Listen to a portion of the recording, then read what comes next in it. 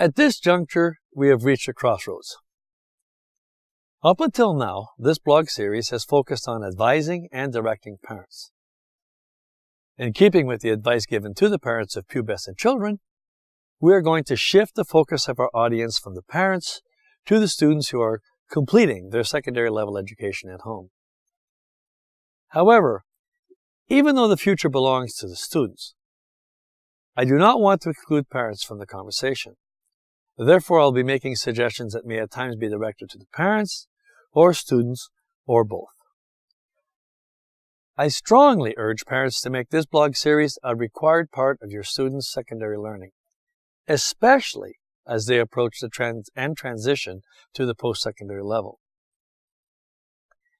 Now let's begin by discussing the 3 most important decisions. Life provides us with many opportunities for making decisions. In fact, it is estimated that we make as many as 35,000 decisions every day, whether we are conscious of them or not. No doubt, there are some decisions that are much more important than others, especially those affecting your long-term best interests. On that regard, I believe that everyone will make 3 critical decisions in life. The first and most important critical decision involves God's place in your life. Whether you decide for or against God, or to accept or reject what Jesus has provided to you, is of critical importance as it defines eternity. A decision about eternity not only establishes the outcome of your post-life journey, but affects your future, which is included within that eternal. Consider that how you perceive God becomes the very foundation upon which you will build your worldview, and that this is the place from which you will draw all of your presumptions in decision-making. Furthermore, the degree to which you commit to serve and obey the Lord will very much influence the direction you choose to walk in life. Indeed, the amount of freedom that you will have will correlate with the extent to which you walk in faith.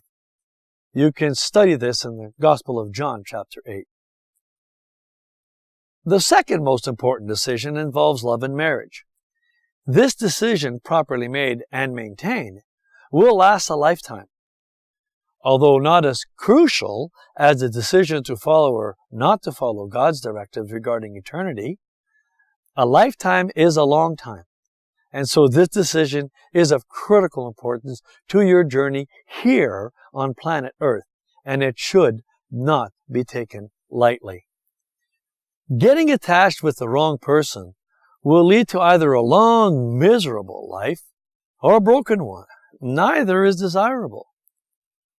Although this decision is the second most important decision that you will make in your life, the third most important decision will likely be made before the second most important decision. And that third biggest decision that you will have to make is regarding your career or what you will do in life. Unlike the first 2 decisions, this one is more of a process than an event. Although there may be some trial and error in the beginning, most people eventually find their place in this world. All these decisions are individual decisions. No one can make them for you. Parents cannot make these decisions for their children.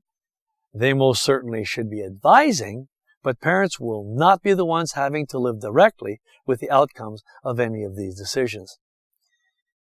However, you need to clearly understand that all decisions made by any person will affect others, especially those closest to you.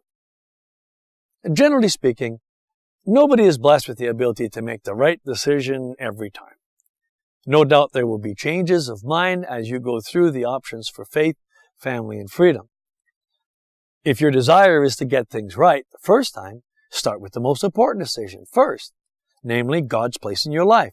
If that decision is correct, you have a better chance of making the right decision respecting marriage.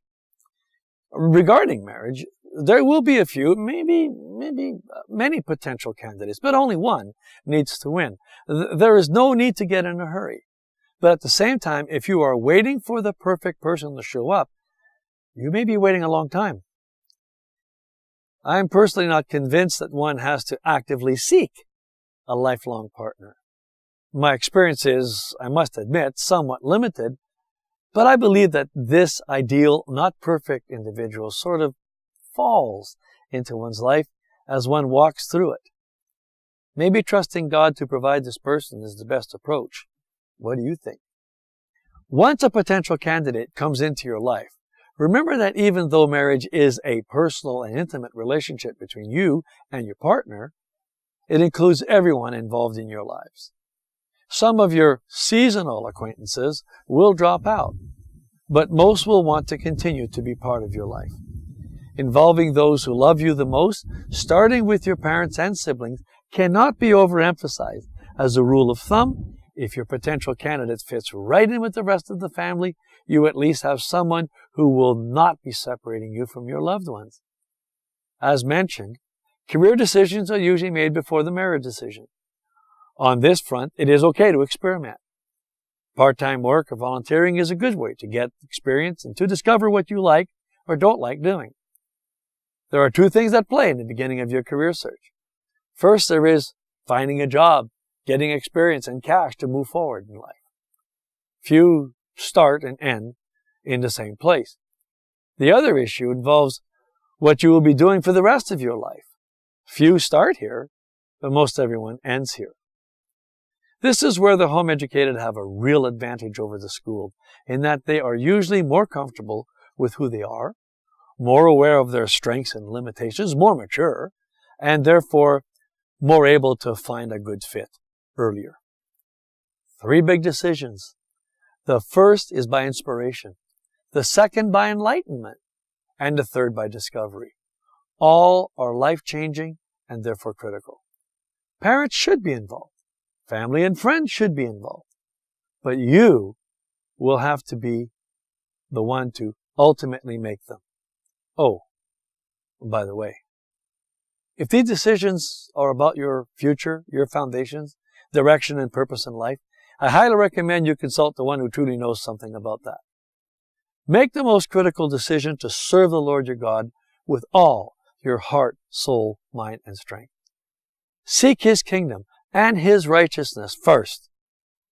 If you keep the other decisions in prayer, you will find that they will eventually be added unto you.